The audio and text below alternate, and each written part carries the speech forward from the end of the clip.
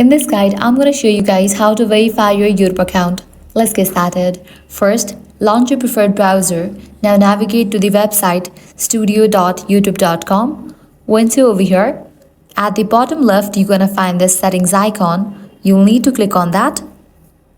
Now here, different options will appear. Navigate to the option channel. Then head over to the tab Feature Eligibility. Now click on this option of standard features and enable it. Likewise, head towards the option Intermediate Features. Click on that drop down.